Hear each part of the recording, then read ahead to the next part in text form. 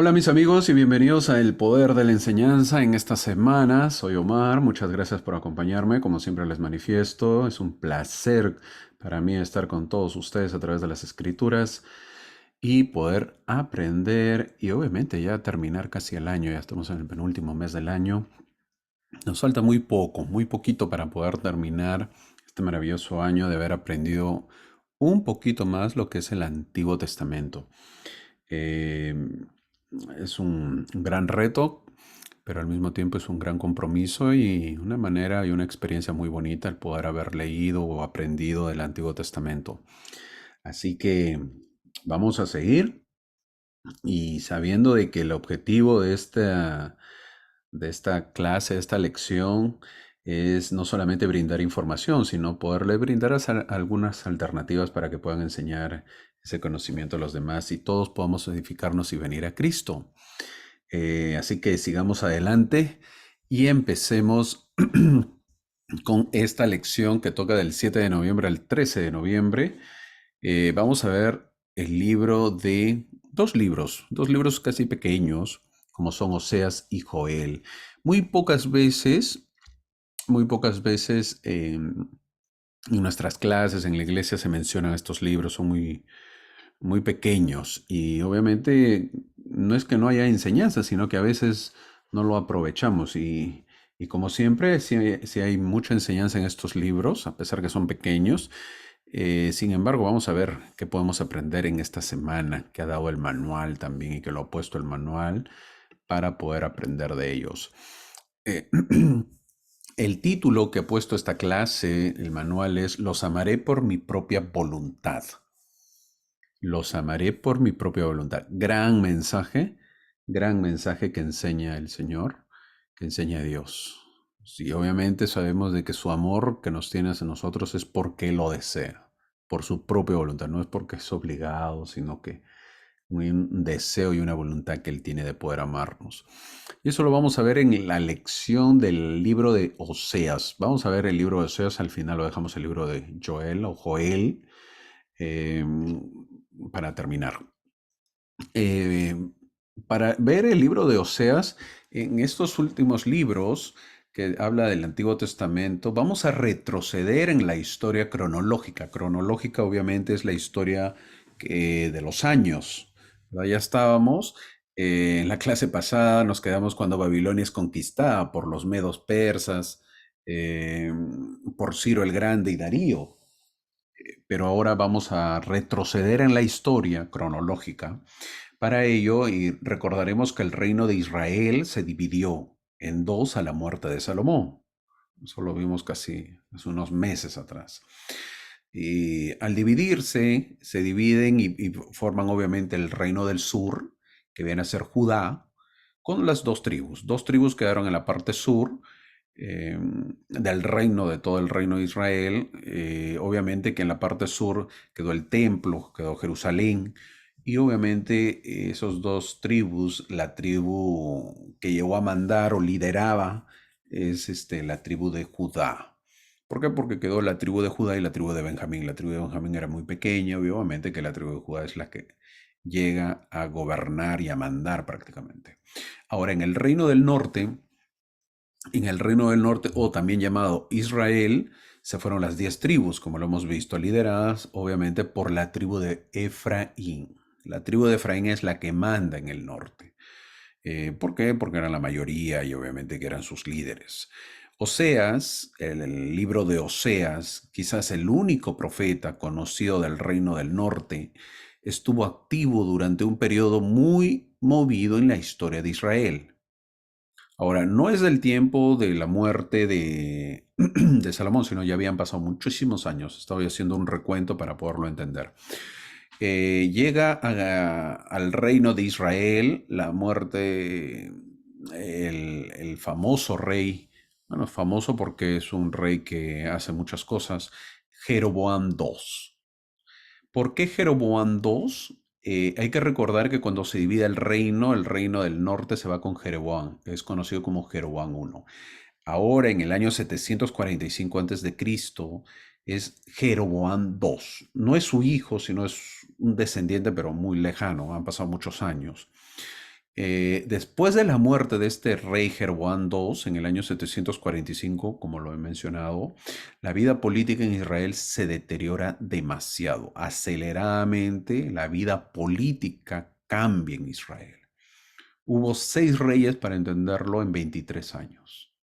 Eso quiere decir que la vida política cambia, ha cambiado mucho, hay inestabilidad en el reino. Obviamente que esa inestabilidad lo paga las consecuencias el gobierno, el Estado, ¿verdad? Lo que viene a ser el pueblo, porque el pueblo son los que pagan pues, los impuestos. Ahora, este Jeroboam es el segundo, como lo mencioné, no es el primero. El primer Jeroboam es cuando se divide el reino, el segundo Jeroboam es cuando ya el reino del norte va a ser destruido. Ya está cerca de ser destruido. Ahí es donde entra el profeta Oseas. Israel, el reino de Israel, el reino del norte, trató de lograr una apariencia de seguridad al hacer alianzas políticas con varias naciones.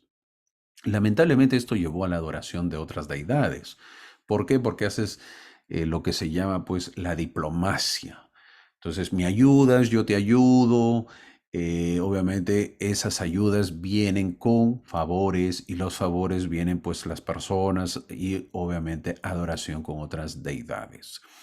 Ahora, como consecuencia, el pacto de Israel con el Señor pues comienza a deteriorarse, lo que llevó al Señor a romper su pacto con Israel. Oseas usó su propia vida matrimonial, el profeta Oseas que vamos a ver el día de hoy, usó su propia vida matrimonial y familiar para demostrar la palabra de juicio de Dios en esta dolorosa situación. Eh, es un libro de repente no tan agradable para muchos por lo duro o específico que es, pero vamos a verlo, las razones y a entenderlo el libro. Si no lo has leído, si no lo han leído todavía el libro de Oseas, el libro de Oseas es un poquito duro, muy duro de repente para la sensibilidad. Si somos muy sensibles, nos va a parecer durísimo, nos va a parecer que algo no está bien. Sin embargo, hay propósito por la cual está escrito y ha sucedido. Lo que vamos a ver la historia de Oseas es para que el pueblo entienda, el pueblo de Israel, y obviamente nosotros podamos entenderlo también.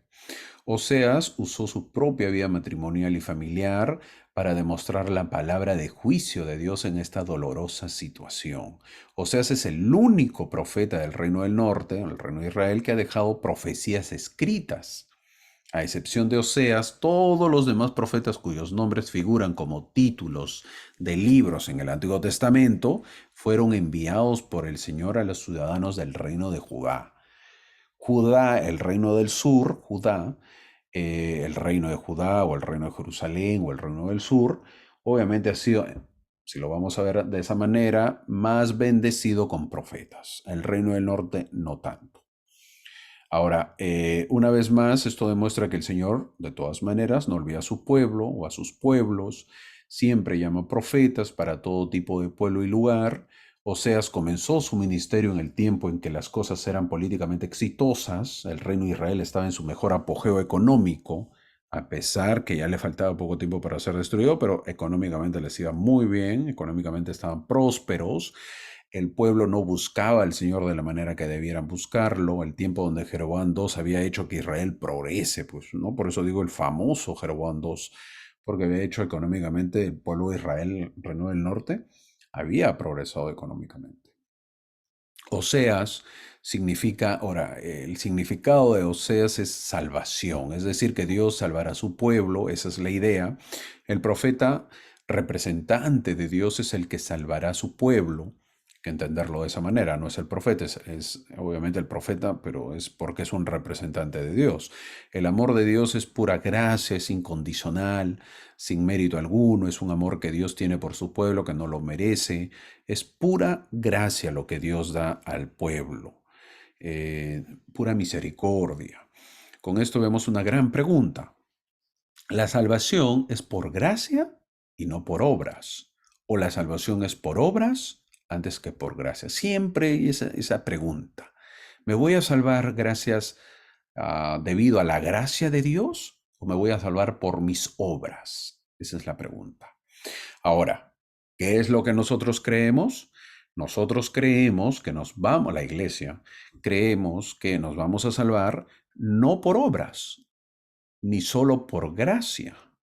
Es decir, que con solamente obras no nos vamos a salvar. Eso es lo que creemos en la iglesia. Eso no es posible, que nos vamos a salvar por obras solamente. No, no vamos a poder salvarnos con las obras. No nos va a alcanzar. Nadie puede hacerlo.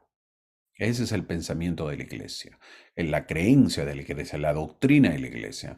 Ahora, si solamente nos vamos a salvar por gracia, indica que no vamos a hacer nada y que gracias a la gracia de Dios todos somos salvos. Y eso no es verdad tampoco.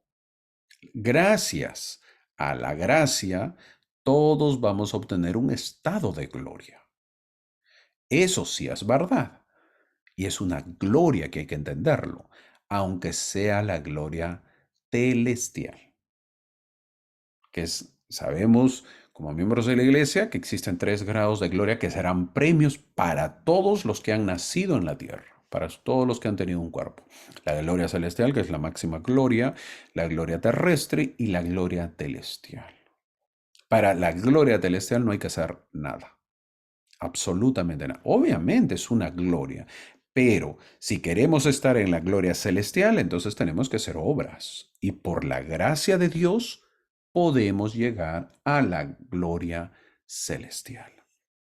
Ahora, la idolatría, el problema que tenía Israel, no solamente se resume a la adoración de imágenes. Esto no es del todo cierto. Pensar que la idolatría es solamente adorar imágenes es absurdo. A veces, por ejemplo, en nuestra actualidad, a veces los padres, a veces son los padres la idolatría. ¿Cómo así?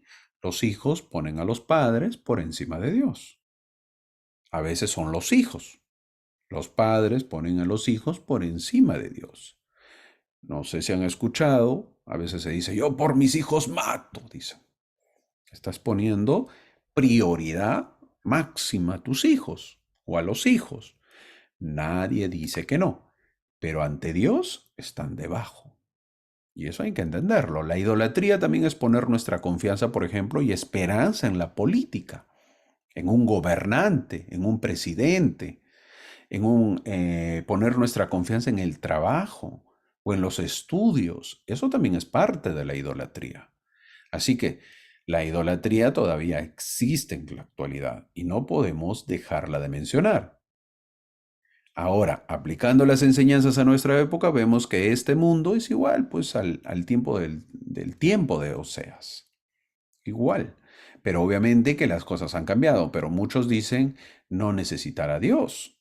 Necesitan más el trabajo antes que a Dios. Necesito más que de mis estudios porque eso me dará que comer.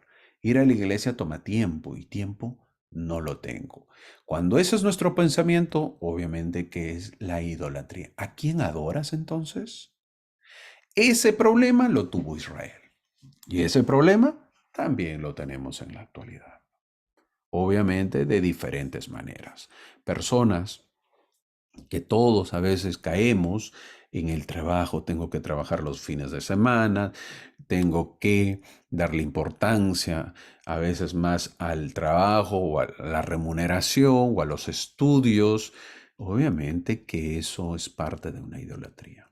Ahora, tal como vemos en la imagen vemos a un hombre cargando a una mujer que representa a Oseas cargando a una mujer desvalida, como viene a ser una mujer prostituta que vamos a tratar en la clase.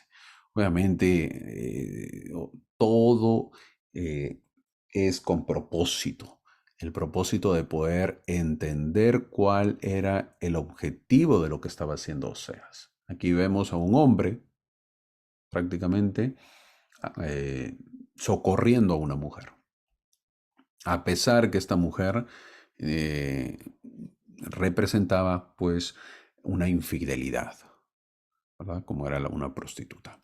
Eso es lo que vamos a ver en la clase del día de hoy. Por eso es el título de la clase, los amaré por mi propia voluntad. Porque si no, ustedes no se merecen amor, en otras palabras. Ahora empecemos el libro de Oseas. El libro de Oseas en el capítulo 1, versículo 2 dice, el principio de la palabra de Jehová por medio de Oseas, y dijo Jehová a Oseas, Ve, toma para ti como esposa una mujer dada a la prostitución y ten hijos de prostitución, porque la tierra se ha dado a la fornicación, apartándose de Jehová. Aquí el Señor le pide al profeta Oseas que se case con una prostituta, que se... Ahora la pregunta es, pues, ¿por qué se le pediría a Oseas que hiciera tal cosa? ¿Verdad? Es algo fuera de sí.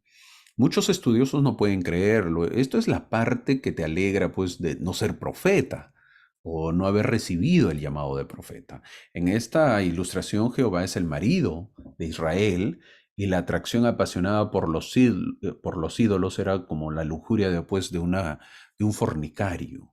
Su pueblo era tan infiel como lo era una prostituta. En esta ilustración vívida vemos cómo la idolatría rechazó a Jehová y eso hace sentir a Dios, obviamente, ¿no? Se siente dolido. Cuando ponemos cualquier cosa delante del Señor, le duele, otras palabras. Al ordenarle a Oseas que tome una mujer fornicaria, Dios pondrá a Oseas en el lugar donde él siente lo que Dios siente y no se sentirá bien. Oseas era conocido como profeta. Si se casaba con una mujer de fornicaciones o una prostituta, sería pues un show para la gente. Eso haría correr los rumores. ¿Oíste que Oseas se casó con Gomer? Así se llamaba la prostituta. ¿No? Era una noticia. ¿Qué estaba pensando? Le hubieran dicho, ¿no? ¿Qué está pensando Oseas? ¿Qué pasó? La noticia debe haber producido pues un gran revuelo. Fue entonces cuando Oseas pudo presentarse ante el pueblo y explicar por qué había hecho tal cosa. Es posible que haya dicho algo como esto, ¿verdad? Escucha, oh Israel, la palabra del Señor. Escuchen todos los ancianos y levitas, porque el Señor te ha encontrado como una nación rebelde. ¿Te has olvidado del Señor que sacó a tus padres de Egipto con mano fuerte? Eso yo creo que le habrá dicho pues Oseas al pueblo, ¿verdad? ¿Has olvidado el pacto que tus padres hicieron con el Señor por mano de Moisés? El Señor ha sido para ti como un esposo justo. Te ha amado como a su propia propiedad. Te ha provisto de pan, de agua, de lluvias. Te ha vestido de la púrpura más fina. Te ha dado una tierra que emana leche y miel. Con cedros del Líbano edificó tu morada para ti. Así lo hizo Salomón, el gran edificio que construyó. No has padecido hambre, no has padecido sed, tus enemigos te han temido, has vivido en deleites, has tenido seguridad bajo la cubierta de tu tienda, de su tienda, de él. ¿Qué hay de ti, oh Israel? ¿Has sido una esposa fiel para tu marido? ¿Has cumplido con el deber de una esposa para con el Señor? No lo has hecho, no has cumplido. En cambio, has actuado como ramera. Concebiste a tus hijos vergonzosamente porque dijiste, iré tras mis amantes, que me den mi pan y mi agua, mi lana y mi lino, mi aceite y mi bebida. Lo cambiaste al Dios de Jacob. Al Dios de Jacob, que viene a ser Jehová, lo cambiaste por dioses. Obviamente, lo abandonaste a Dios. Oh Israel, te has prostituido con los ídolos, pues de las naciones, has quebrantado tu pacto. Estás lleno de inmundicia. Ahora el Señor te quitará pues la mujer fornicaria. Te quitará por mujer fornicaria te va a quitar. Y eso es lo que sucedió más adelante. Ahora, luego su primer hijo de Oseas lleva el nombre de Jezreel. Tales nombres también que le pone. Es el nombre de un lugar, le pone. El sitio recordaba pues a los israelitas la sangrienta decapitación de sus príncipes. Unos años antes habían decapitado en ese lugar muchos príncipes para obtener el reino. Esto significaba, y Oseas lo llega a poner el nombre, esto significaba que el reino de Israel sería destruido de igual manera. Y lo fue. Luego también Oseas tiene una hija de nombre Loruama, que significa sin piedad. Cuando la advertencia del Señor es sin piedad, sabes que estás en un gran problema, sin ninguna misericordia. Los resultados son devastadores, obviamente. Jezreel, que le pone el nombre Oseas a su hijo, significa que Dios esparcirá y Dios vengará. Lo ama, ella nunca conoció la compasión de su padre. una semejanza a lo que le esperaba al pueblo de Israel. Lo ami, no son mi pueblo. Imagínense llamarla a la hija, ¿no? No son mi pueblo, no son mi pueblo. En cada momento. Así se llamaban los hijos de Oseas. Nota, vamos a ver la primera nota. Veamos los llamamientos de los profetas. Quizás es un llamamiento complicado. Los llamados de profetas siempre han sido así, siempre. Tenemos que saber cómo son los llamados de los profetas. Por eso existe el Antiguo Testamento para conocer cómo el Señor llama a sus escogidos. Y eso que todavía falta según la profecía del Apocalipsis y de todo el Antiguo Testamento, en las Escrituras. Antes de la segunda venida también van a haber profetas que van a ser llamados, las cuales no las van a pasar bien, dice la profecía. Entonces no es fácil, no es fácil. Ahora, veamos algunos ejemplos de los llamados de los profetas, sus escogidos. Por ejemplo, se le llama a Abraham para que ofrezca a su hijo. Se le llama a José, pero es vendido por sus hermanos y luego acusado y mandado a la cárcel. Se le llama Moisés, tuvo que huir y vivir en el desierto por 40 años y luego caminar con un pueblo por el desierto otros 40 años. ¿Fácil? Complicadísimo. Ezequiel le mandaron que duerma sobre su lado izquierdo por 390 días. Ya lo hemos visto eso en una clase. Luego se le manda que cocine un pan con excremento humano. Pero al protestar Ezequiel se le cambia, no, dice, ya no, no, no, no, está bien que yo quiero, voy a comer eso, está bien por enseñanza, pero no, no sea con excremento humano, aunque sea de animal. Entonces se le cambia para que pueda cocinar con excremento de vaca. ¿No lo sabías? Yo lo mencioné en Ezequiel capítulo 6, lo puedes leer. ¿Cuál era el punto del Señor? ¿Por qué hace esto? ¿Por qué se le mandó esto a Ezequiel? Es la gran pregunta. Los israelitas se horrorizarían al ver a un profeta comiendo pan cocinado sobre chips de vaca, sobre caca de vaca. Eso es repugnante. La lección objetiva era mostrar a los judíos exactamente cuán repugnante e inmundo era su comportamiento ante el Señor. Ezequiel tuvo un trabajo duro para permanecer allí durante más de un año comiendo el mismo pan cocinado sobre excremento de vaca. ¡Qué lección objetiva! Así son los llamados del Señor, para poder enseñar principios a la gente para que puedan entender clarito el mensaje y no haya excusas. El profeta enseña a través de vívidas lecciones, de sus propias lecciones, para que el pueblo entienda. ¿Habrá excusas? No la hay. En la actualidad, los profetas enseñan de igual manera. Todos tienen internet, el teléfono, la computadora, en la capilla se reproducen los mensajes. No hay excusas como para que en algún momento podamos decir, no se me dijo, no lo supe, no sabía. No hay excusas. Qué gran enseñanza. Ahora, llegamos a Oseas capítulo 2, versículos 7 y 8, y dice, y seguirá a sus amantes, pero no los alcanzará. Los buscará, pero no los hallará. Entonces dirá, iré y volveré a mi primer marido, porque mejor me iba entonces que ahora.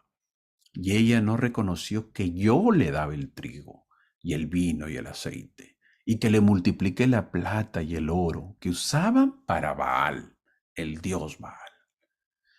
Eso es lo que dice en la diapositiva. El gran problema de Israel comparado a una prostituta, pero por lo menos esta mujer saca provecho al cobrar a sus clientes, a diferencia de Israel. Una prostituta, obviamente, trabaja ofreciendo sus servicios sexuales, pero le paga a la gente. En cambio, lo peor de Israel es que se va como una prostituta tras dioses, en lugar de, aunque sea recibir bendiciones, no, ellos daban ofrendas, o sea, gastaban, pagaban en otras palabras. Ellos, a diferencia de Israel, que andaba tras sus dioses y en lugar de ser bendecidos, eran maldecidos. En lugar de recibir, ellos daban su dinero para sus dioses. Ofrendaban su tiempo, ofrendaban sus cosechas. Cuán diferente era seguir con el esposo Jehová, que siempre les bendecía con ¿qué? trigo, con vino, con aceite, así como oro y plata. Qué gran diferencia. En Oseas capítulo 2, versículo 11, dice, también haré cesar todo su gozo, sus fiestas, sus lunas nuevas y sus sábados, dice el versículo 11. El Señor promete poner fin a todas las fiestas judías y celebraciones religiosas. Sería, más o menos para entenderlo, como si el profeta nos dijera que nunca más podremos celebrar la Navidad, la Pascua o el Día de Acción de Gracias. Eso, tomados como cautivos y esclavos de los asirios, el reino del norte se encontraría disuelto, incapaz de celebrar las fiestas de su juventud. En el exilio solo les quedaría recordar esas fiestas. Porque donde se fueron, donde los llevaron cautivos, nunca más pudieron realizar esas fiestas. Qué triste, ¿verdad? Siempre el Señor le dice las consecuencias, pero también le habla acerca de que tienen que pasar por esto, por su idolatría, pero al final habrá reconciliación. Versículo 23. Pueblo mío eres tú. Eso dice en el capítulo 2, versículo 23. Pueblo mío eres tú. Y él dirá, Dios mío. Así termina este capítulo. Pueblo mío eres tú. Y él dirá, Dios mío. Esa es la gran esperanza. Ahora, en el capítulo 3 de Oseas, en los versículos del 1 al 4, se ve todavía, ama a una mujer amada por su amigo, pero adúltera. Otro mandamiento se le da a Oseas, prepare sus tiernas sensibilidades, obviamente, otra vez, para la próxima lección práctica de Oseas. Si pensábamos que ya esta historia había acabado, déjeme decirle que no. Esta vez, Oseas se va a casar de nuevo. Específicamente, ella tenía que ser una adúltera y ser idólatra. ¿Qué tal misión que se le da a Oseas? Eh, Oseas la compró por poco más de 15 piezas de plata, el precio común de una esclava, indicando que ella no era deseada, era casi sin valor. Mire cómo es el ejemplo que pone el Señor. La lección esta vez fue diferente. Después de consumar la relación, Oseas la dejaría sola por mucho tiempo, lo iba a dejar. Durante ese tiempo se le ordenó ser fiel a Oseas y se le ordenó abstenerse de la idolatría. La lección fue diferente porque esta relación apunta a los últimos días, cuando el Señor volvería a comprar a su novia, esparcido por toda la tierra. El Israel de los últimos días es comparado con esta segunda esposa. Esto ya pasa a enseñar a Israel ya para los últimos días de esta época. Ahora, esta mujer es comprada por un precio, ordenada a ser fiel y prohibida de adorar a otros dioses. La ausencia de Oseas de su nueva novia es intencional. Justo antes del recogimiento de Israel, Israel estaría muchos días sin marido, sin esposo. Mientras que la primera esposa tenía todo lo que hubiera podido desear, la segunda esposa no tenía nada, ni rey, ni príncipe, ni sacrificio. Es decir, sin templo, ni imagen. Es decir, que ya no daría ídolos, ni efod, dice la escritura. Es decir, el efod significa el sacerdocio, sin sacerdocio, y sin terafines. Es la otra forma de adoración de ídolos.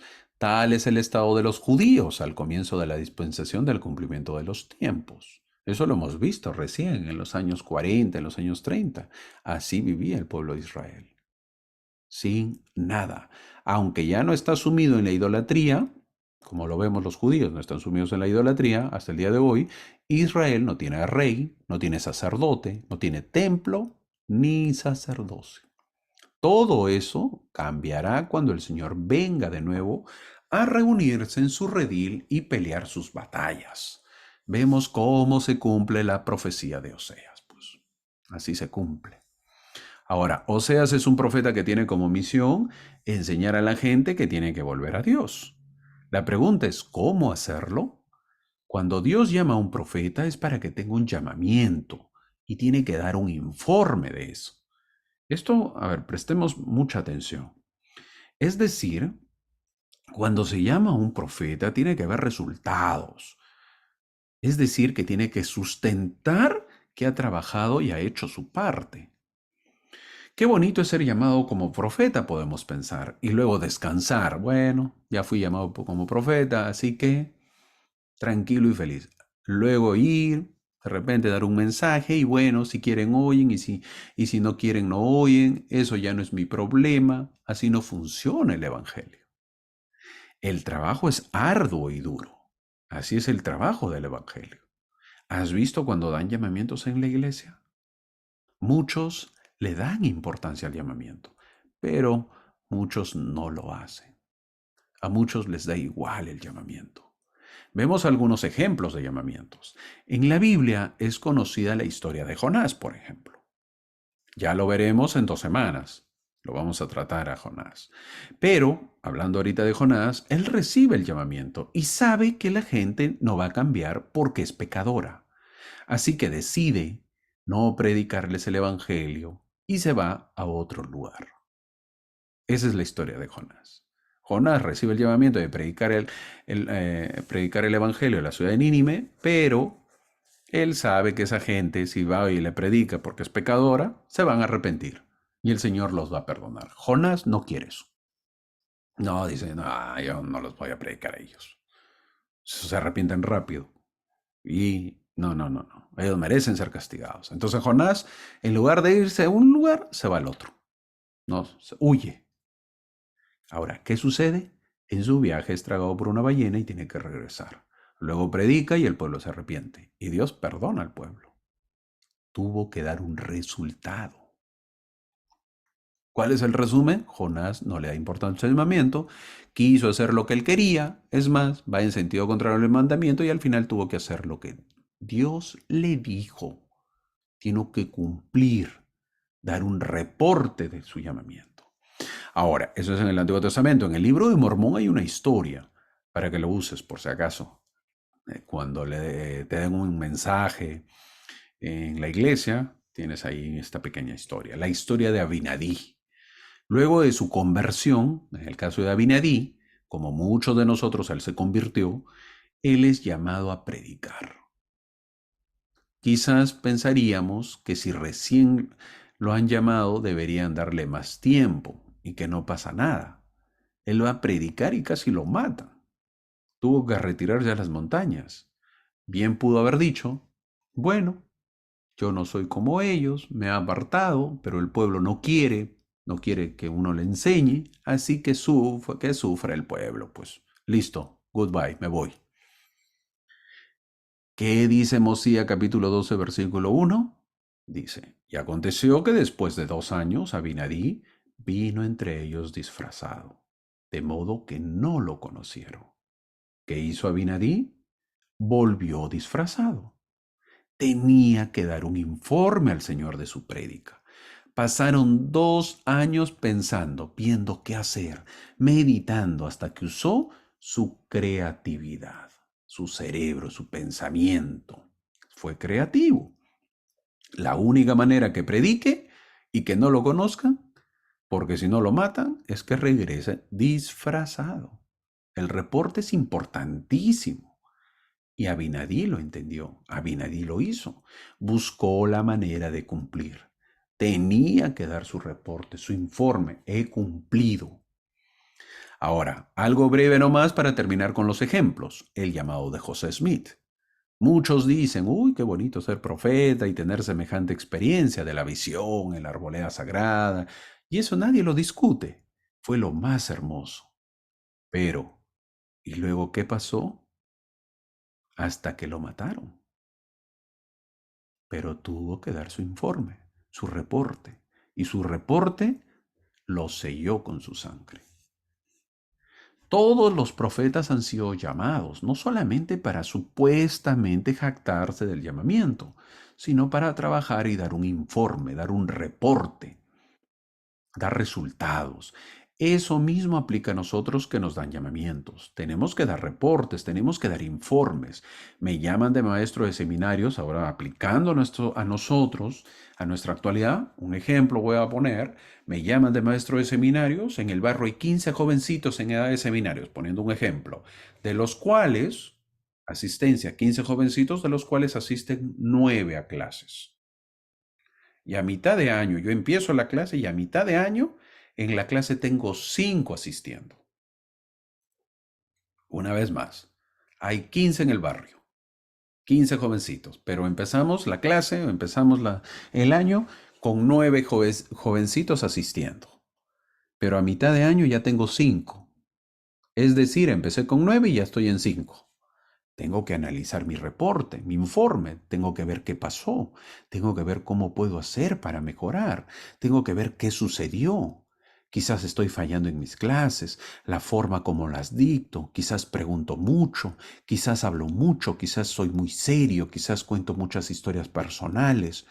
Cuando analizo para dar mi informe, mi reporte de maestro, tengo que analizarme yo, tengo que ser autocrítico. O voy a decir, bueno, es más que suficiente que he aceptado el llamamiento. Con gran esfuerzo preparo las clases y ya si los jóvenes no quieren asistir, ya es problema de ellos. Total, esta juventud está perdida. Eso no es lo correcto. Eso no es lo que el Señor espera de nosotros. Quizás deba recordar la creatividad de Abinadab y pensar cómo puedo enseñar mejor. Esto aplica para todos los llamamientos, llamamiento de la Sociedad de Socorro, de la primaria, del Quórum de Élderes, llamamiento del obispado. Un obispo es llamado y asisten 100, y con el tiempo su asistencia baja o sigue igual. ¿Qué es lo que sucede? Un obispo tiene que analizar para dar su informe. ¿Qué estamos haciendo bien y qué no está funcionando?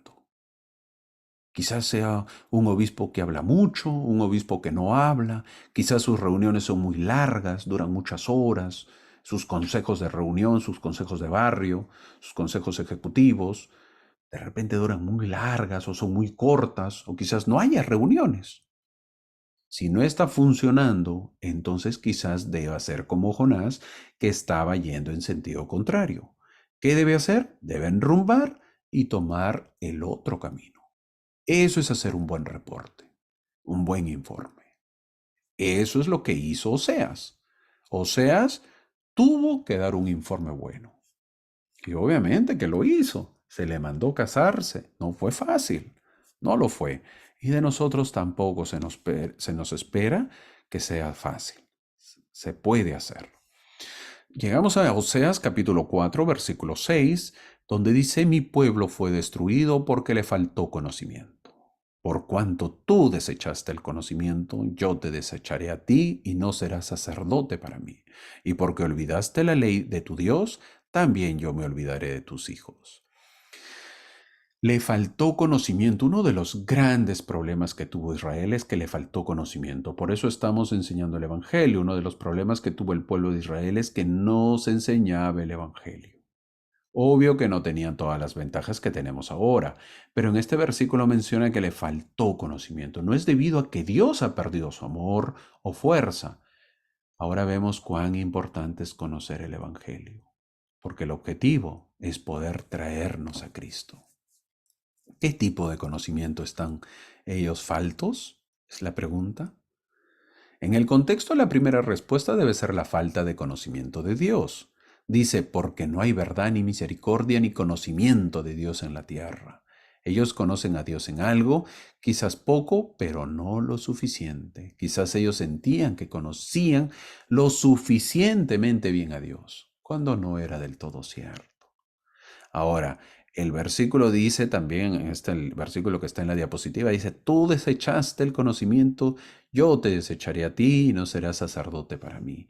La enseñanza era un deber importante de los sacerdotes. ¿Dónde dice eso? Deuteronomios capítulo 33, versículo 10. Ellos enseñarán tus juicios a Jacob y tu ley a Israel. Pondrán el incienso delante de ti y el holocausto sobre tu altar. Fin del versículo. Otro versículo donde los sacerdotes tenían que enseñar, Ezequiel capítulo 44, versículo 23. Y enseñarán a mi pueblo a hacer diferencia entre lo santo y lo profano, y les enseñarán a discernir entre lo limpio y lo no limpio. Fin del versículo. Un último versículo, Malaquías capítulo 2, versículo 7. Porque los labios del sacerdote han de guardar la sabiduría, y de su boca el pueblo buscará la ley, porque mensajero es de Jehová de los ejércitos. Fin del versículo. El descuido de esto demuestra qué lugar importante tiene el ministro, el pastor, el predicador, como queremos llamarlo, o el obispo, o el maestro. Cuán importante es en presentar a Dios y su palabra hacia el pueblo, a los feligreses. Si él descuida su deber de enseñar la palabra, entonces él no puede dirigir al pueblo hacia un verdadero conocimiento de Dios. En Oseas capítulo 4, versículo 17, menciona también para avanzando y diciendo, el capítulo, Efraín se ha unido a ídolos, déjalo. Qué triste. Fin del versículo. Había llegado a su fin el reino del norte. Ya no había manera de que vuelvan. El olvidarse de Dios es idolatría. Nos olvidamos de Dios por diversas razones. Por quedarse en casa. Eso también es idolatría. Damos prioridad al confort antes que ir a la iglesia. Cuando tenemos que trabajar los domingos, también es idolatría. Damos prioridad a lo económico antes que ir a la iglesia o a santificar el día de reposo. Tengo que pagar mi casa, tengo que pagar mi auto, tengo que pagar la escuela de mis hijos, tengo que pagar la universidad de mis hijos, tengo que trabajar. Si no trabajo, no como. Palabras que decimos en la actualidad, de las cuales a veces no nos damos cuenta que estamos cayendo en la idolatría y nos parecemos al pueblo de Israel. Simple y claro. De nosotros depende. Llegamos al capítulo 5 de Oseas. En el capítulo 5, el versículo 3, dice, oh Efraín, has fornicado y se ha contaminado Israel. Fin del versículo. Habla Efraín. Efraín es el culpable, pero es el representante, obviamente, porque todos son iguales, todos están mal. En el versículo 13 dice, y verá Efraín su enfermedad y Judá su llaga. Irá entonces Efraín a Asiria y enviará al rey Jaref, pero él no os podrá sanar ni os curará la llaga. Fin del versículo. Qué interesante, Efraín. La tribu principal está enfermo y enfermo de muerte. Obvio que todos, pero Efraín los representa. Él dice que va a ir a otros lugares, a otros reinos, a pedir ayuda. ¿Por qué no va a Dios? Es la pregunta. ¿Por qué no va a Jehová? Pero bueno. En el capítulo 6 de Oseas dice, voy a leer el capítulo 6, versículo 1, dice, venid y volvamos a Jehová, porque Él despedazó y nos curará, hirió y nos vendará. Volvamos, le dice al pueblo de Israel, como unos hijos que vuelven a sus padres. Qué bonito, venid y volvamos a Jehová. Oseas, aunque no lo creamos, está siendo tierno al explicar al pueblo para que vuelva a Dios. Oseas tiene que cumplir la misión de hacer que la gente se arrepienta. No es un juego, no es una broma. Él quiere que la gente regrese a Dios. Y lo más importante es que Dios quiere que ellos vuelvan. Eso es cuando el amor al prójimo ha sobrepasado toda explicación. Oseas ama al prójimo, ama a la gente, un verdadero líder realmente. Cuando ves que el líder hace hasta lo imposible para que la gente pueda regresar al redil, la misión de Oseas es impresionante. Su vida la puso al servicio de Dios. Su futuro lo puso como ejemplo para el pueblo. Todos los profetas han hecho eso. Un líder tiene que hacer eso por su pueblo. No es fácil, pero eso es el llamado. Pero Israel busca ayuda en Egipto y Asiria en lugar de volverse a Dios. ¿Qué tal tercos? Son muy tercos. Ahora, vamos a leer el versículo 6 del capítulo 6 de Oseas. Dice, porque misericordia quiero y no sacrificio, y conocimiento de Dios más que holocaustos. El resumen de los requisitos que pide Dios es misericordia, es decir, ama a Dios y al prójimo, no quiero los sacrificios, no has entendido el propósito de los sacrificios, tu corazón y tu amor. Yo quiero eso, tu corazón y tu amor. Quiero que conozcas a Dios a través del conocimiento del Evangelio. Los holocaustos no son lo importante. Es verdad que tiene un simbolismo, pero conocer a Dios es primero, porque vas a entender el propósito de los holocaustos. Oseas, en el capítulo 9, en el capítulo 10, Israel ahora se dedica a la producción agrícola, quieren prosperidad, quieren aumentar la producción de la tierra. En el capítulo 9 se han enceguecido por la prosperidad, obviamente llegan a tener dinero. En el versículo 1 del capítulo 9 de Oseas, por ejemplo, dicen, no te alegres, oh Israel, hasta saltar de gozo como los pueblos. Fin del versículo. Ellos estaban felices, el pueblo, no les iba a pasar nada, ellos creían que todo estaba bien. Económicamente, todo estaba bien. Eso los engañaba. Eso engaña a muchas naciones. Es más, en la iglesia misma nos engaña. Creer que si económicamente nos va bien, indica estar bien. A veces se le dice a alguien que le va bien económicamente que son las bendiciones del cielo.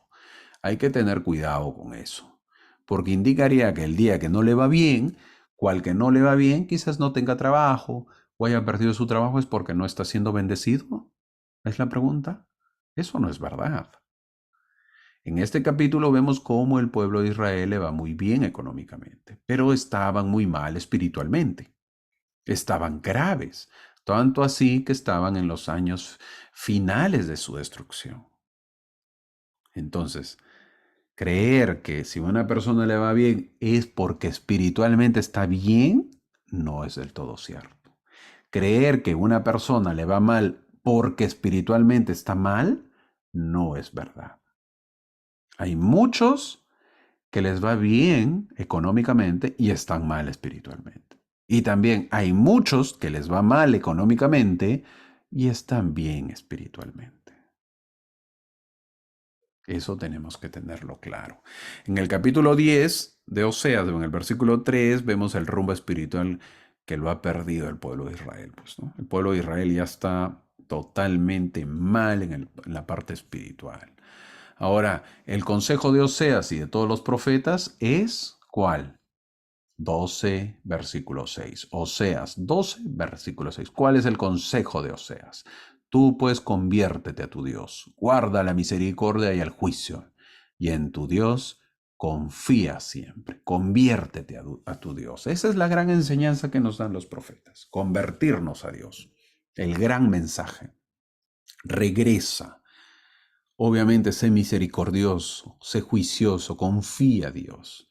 El mensaje siempre es convertirse a Dios. Esto toma tiempo, años, no es rápido, toma mucho tiempo. Y si tu conversión ha sido rápida, te queda continuar, perseverar hasta el fin, como lo hizo Oseas. Nos invita a que nosotros también lo hagamos, confiar en Jehová.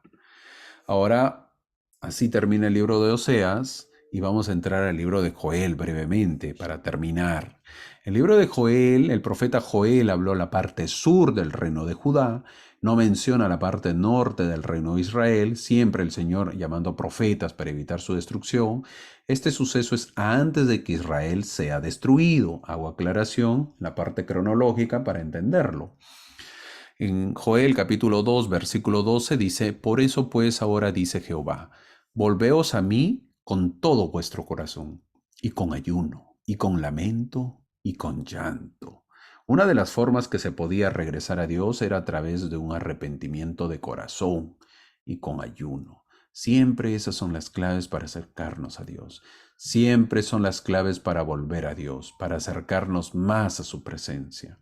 El lamento y llanto es sinónimo de arrepentimiento verdadero, de querer regresar al camino, a la casa de Dios. En el versículo 13 de Joel dice, y rasgad vuestro corazón y no vuestros vestidos, y volveos a Jehová vuestro Dios, porque es misericordioso y clemente, tardo para la ira y grande en misericordia, y se arrepiente del castigo. Fin del versículo. En la cultura judía, una muestra de lamento era rasgar sus vestidos. Era una manera de decir, estoy tan sobrecogido con dolor que no me importa si mi ropa se arruina y me veo mal. Eso significaba rasgarse los vestidos. Joel sabía que se podían rasgar los vestidos sin rasgar el corazón y describe el tipo de arrepentimiento de corazón que realmente agrada a Dios. Yo no quiero que te rasgues tus vestiduras, tu ropa. Rásgate tu corazón. Que tu corazón sea humilde, misericordioso. El pueblo de Jerusalén también estaba en problemas, y serios problemas. Un pueblo que necesitaba regresar a Dios, que si se arrepentía podía salvarse. Tenía que rasgar su corazón, más que sus ropas. Así llegamos al final de la clase y vamos a ver el resumen de esta clase. En esta clase se enseña de cómo un profeta se casa no con una, sino con dos prostitutas, y eso es como un ejemplo de cómo el pueblo había caído en la idolatría. Por seguir a dioses falsos que no le dan nada a cambio, olvidaron a su Dios Jehová para ir tras dioses que en lugar de bendecirlos, los maldecían.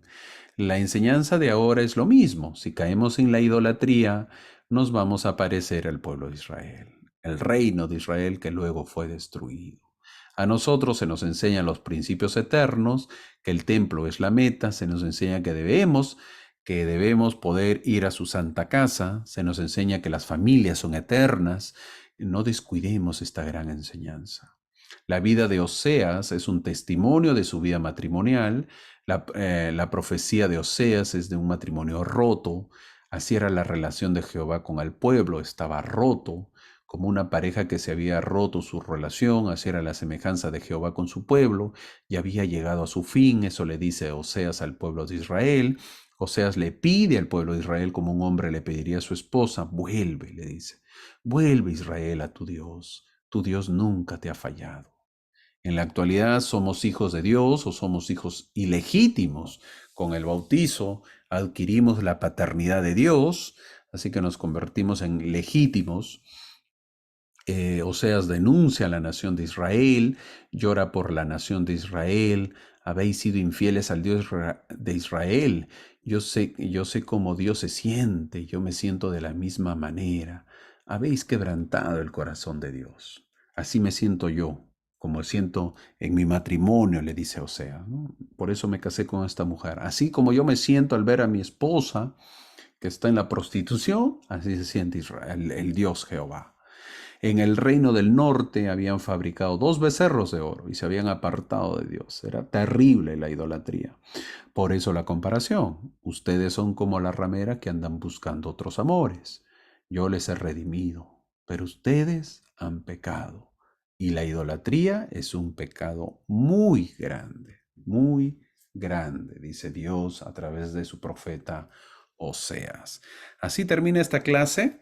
Esta maravillosa clase de Oseas, un poco dura, pero obviamente yo creo que es para que nosotros podamos reflexionar y aprender y saber de que Dios obviamente siempre está presente, siempre desea que volvamos, siempre desea que nosotros podamos regresar, eh, o que como nos dijeron, o como vimos en el capítulo 6 de Oseas, en el versículo 1, venid y volvamos a Jehová. Que ojalá sea esa nuestra meta. Así que antes de terminar, hermanos, mis queridos amigos, mis queridos hermanos, quisiera hablar acerca de una celebración que ha pasado en esta semana, la cual se llama la celebración del Halloween. Halloween, como se celebra, es una palabra en inglés, el Día de las Brujas, Día de las Fiestas, Día de los Disfraces, todos los nombres tienen. ¿Qué opina? Porque me hicieron varias preguntas a veces. ¿Qué opina la iglesia de Halloween? ¿Está bien que yo me disfrace para Halloween? ¿Está bien que yo salga? ¿Está bien que yo vaya a pedir dulces? ¿Está bien que yo crea en esa tradición? Muchos dicen que son de brujas, la iglesia no cree en eso, muchos dicen que son de muertos, la fiesta de los muertos. ¿Qué hacer? ¿Cómo se realizan las verdaderas festividades con respecto a eso? Obviamente que la respuesta a ello es depende de dónde vivas. Ejemplos, a veces en América Latina tienen muchas costumbres, obviamente algunas diferentes que Estados Unidos. La iglesia, obviamente el principio es el mismo. Un ejemplo, para poner un ejemplo, la iglesia hay muchos líderes que no celebran la fiesta del Halloween y obviamente por ser una costumbre americana o estadounidense, o qué sé yo, no latina, y porque es de brujas y la bruja no está de acuerdo a la iglesia. Y los que son creyentes, obviamente para defender esta tradición, dicen, no, no es fiesta de brujas, es fiesta de disfraces, así que yo me disfrazo y no estoy haciendo nada malo. Es más, en algunas iglesias he visto que lo realizan. La pregunta que nos podemos hacer es, ¿la iglesia qué opina? La iglesia opina, no adora la muerte. Y eso lo tenemos que tener claro. No adora la muerte, no celebra la muerte, obviamente no realiza fiestas por la muerte. Ahora, siendo de repente un poquito más exhaustivos, pues bueno, está bien, no la muerte, entonces me disfrazo. Y algunos lugares se llaman actividades de fiesta de disfraces. Pues si no quieres ir, no vayas. Simple y claro. Si estás en desacuerdo, no vas. Eh, Hay algunos que lo realizan, déjenlo que lo realicen. Y si me gustaría ir, una pregunta es, ¿me gustaría ir a una actividad, a una fiesta de disfraces? Pues anda, y disfrázate pues algo agradable. Hay muchos disfraces que puedes realizar. No necesariamente, obviamente que, lo que más gusta también es lo prohibido. Lo prohibido pues es o lo malo, lo que asusta, lo degradante como la muerte, tipo zombies que se disfrazan. Yo no comparto esa idea, pero bueno, cada quien tiene esa libertad de poder hacerlo. En la iglesia se puede celebrar la fiesta de disfraces, como lo llaman, medio diplomático suena eso, para que no suene Halloween, la fiesta de disfraces, y muchos van disfrazados. No se recomienda ir disfrazado de muerte, pero bueno, pues han salido algunos niños, a veces lo ven disfrazados con su disfraz de esqueleto, ¿no? Que también es la muerte, ¿verdad? No hay un esqueleto vivo, esto significa la muerte, pero en un niño a veces se ve chistoso, se ve curioso y sobre todo si es delgado el niñito, pues se pone un disfraz de esqueleto, se ve algo jocoso, ¿verdad? Algo gracioso. No sé si da miedo, pero bueno, es una costumbre que cada quien lo puede celebrar. Hay algunos que no lo celebran, hay algunos que sí, y la iglesia en ese aspecto deja un poco de libertad. En algunas iglesias aquí en Estados Unidos, como ya lo mencioné, celebran la fiesta de disfraces.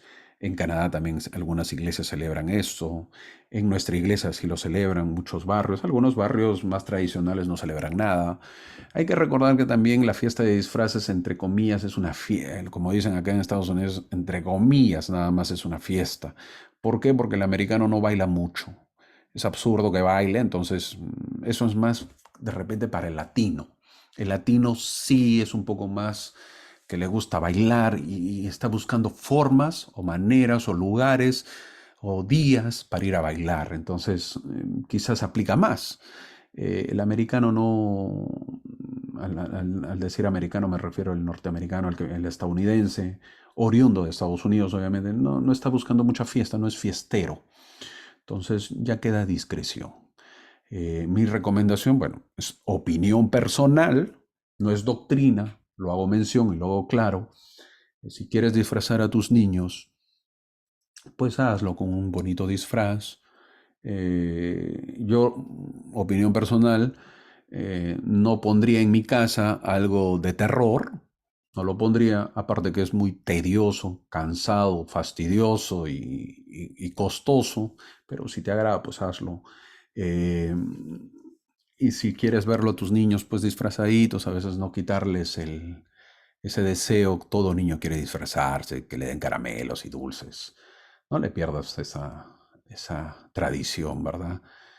Imagínate pues en una cuadra, como lo llamamos en América Latina, las cuadras, que todos los niños salgan disfrazados y tu niño mirando, solo por tu creencia. No se ve bien, no se ve bien. Déjalo que sea normal y disfrázalo de algo agradable, algo bonito, un bonito disfraz, un superhéroe, no sé, pues. Y, y que disfrute, ¿verdad? La idea es ser felices. Ese es el objetivo de las reuniones o de las actividades en la iglesia, ese es el propósito que deja que los miembros sean felices, pero de una manera adecuada. Espero haber contestado algunas preguntas que siempre se hacen y que siempre se quedan en la interrogante. ¿Celebro o no celebro? Ya depende de ti y como ya lo mencioné. Buena semana, mis queridos amigos. Nos vemos la próxima semana para seguir aprendiendo el Antiguo Testamento. Muchas gracias.